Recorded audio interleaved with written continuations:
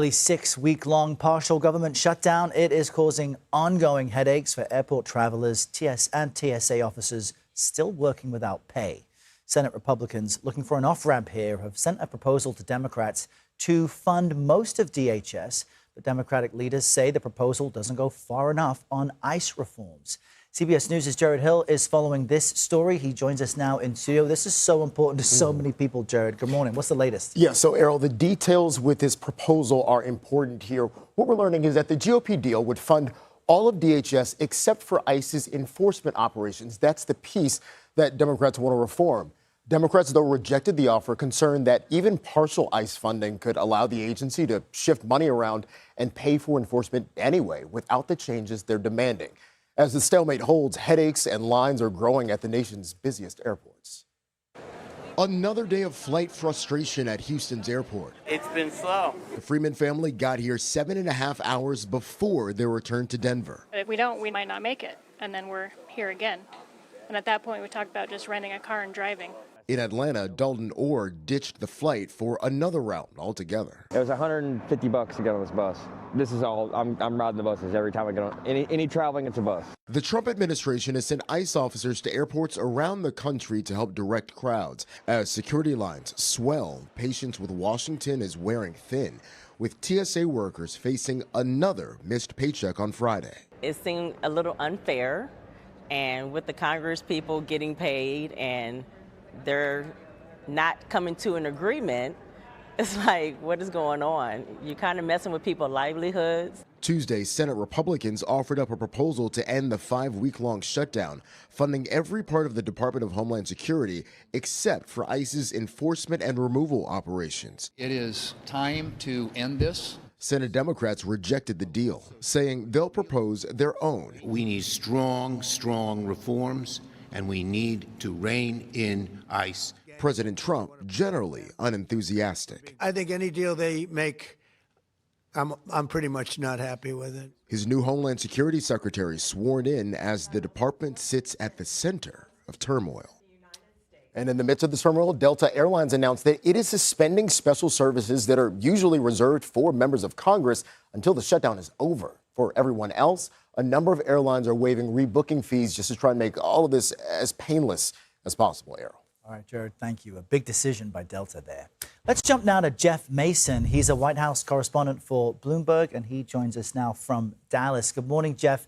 CBS News asked every member of Congress yesterday and the past couple of days what they're doing to reopen DHS. Here's what Congressman Nick LaLota and Senator Patty Murray told us.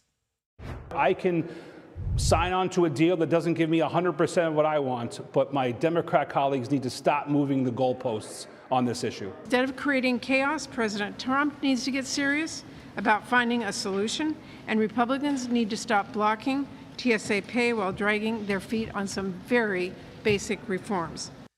That seems like old school finger pointing across the aisle, Jeff. Any counter from Democrats? Is any counter from Democrats dead on arrival?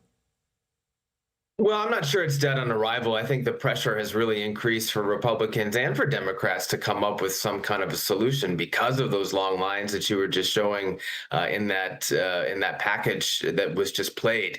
So it's I wouldn't say anything is dead on arrival, and yet I also think, based on what President Trump said in the Oval Office yesterday, that he is not eager to agree to anything with Democrats because he has laid out this unrelated consequence or this unrelated demand that the Save America Act, the Voting Act, also be approved.